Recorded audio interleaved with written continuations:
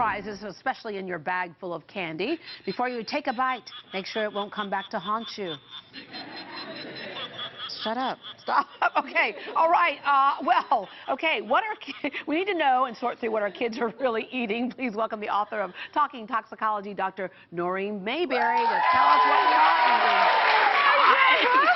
Okay, before the break, I mentioned that Tootsie Roll, Oreo cookie. Oh, seriously? yeah. Like one Tootsie Roll equals 4 Oreo cookies in terms of the amount of sugar? In terms of the amount of sugar, it is astounding. It is astounding. And what's so great about this segment right now is, you know, just recently, 2 days ago, FDA put out a warning to people about black licorice being more trick than treat. So if you're 40 and over and you eat 2 grams or more of black licorice for 2 weeks, you're going to see some adverse health effects, especially in women. So that is the latest warning. Right. So They've even said don't eat black licorice combined with certain medications because it can interfere with their effectiveness. Exactly, yeah, because it's a natural medication. Okay, all right, so that's the black licorice thing. Okay, let's take a look at some of the toxic ingredients that we find in some of these candies. So one of them is Tbhq, or tertiary butyl hydroquinone. I'm glad you have the PhD, all right. Yes, and so, you know, it's used as a preservative, and it's found in certain candies like Butterfinger.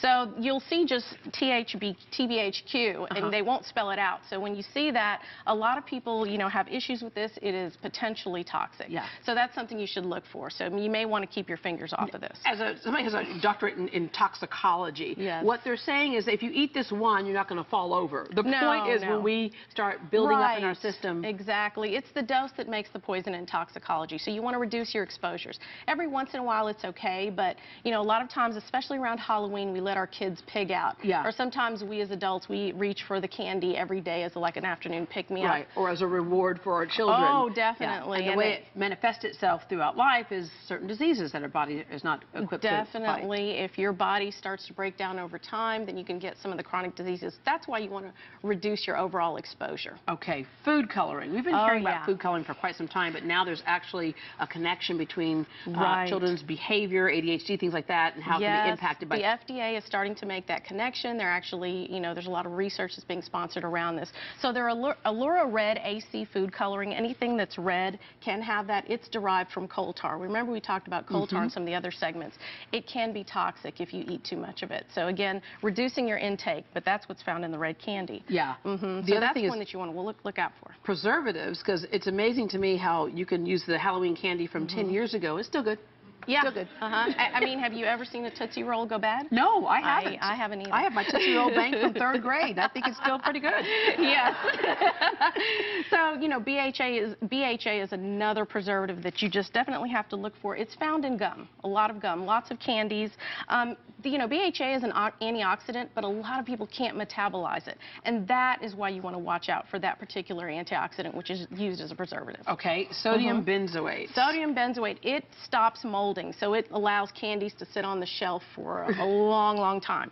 So what's not good about sodium benzoate is that it can, you know, combine with vitamin C and produce benzene, which is carcinogenic. So that causes cancer, and that's why you want to be careful with the amount of sodium benzoate that's in your candy. So you look for these ingredients. Don't just look for, you know, brand names, because people change their formulations all the time. That's why it's good to make sure that you are watching out for ingredients. A lot of times we look at these packages and we look straight past the ingredients, and all we look at is, you know, potentially calories. Because we can't pronounce them and we don't know what they are. But That's one thing that we do pay a little bit more attention to now are sugar and salt. Oh, definitely. Now, that's toxic all on its own, and we could talk about that all day. So what's interesting is now a lot of people are using high fructose corn syrup, which is much more sweet than natural sugar. And because of that, to counteract it, you have to add a lot more sodium.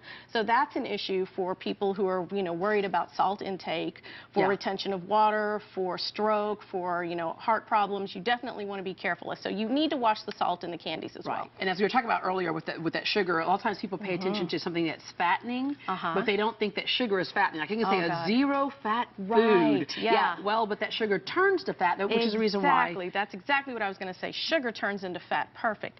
And so what's interesting is, you know, you talked about in the teaser, like one Tootsie Roll has as much sugar, or one serving, if you've got the small Tootsie Rolls, 6 little servings, has as much sugar as 4 Oreos. It doesn't mean load up on the Oreos, people. Right. Okay, and then next is there are certain things that are not toxic, but just sound really gross. just gross. So gelatin, which is a thickening agent, it's made from protein collagen. It's actually extracted from the skin and bones of animals. So you'll find that, you know, in gummy candies, whatever that's gummy, that people love gummies.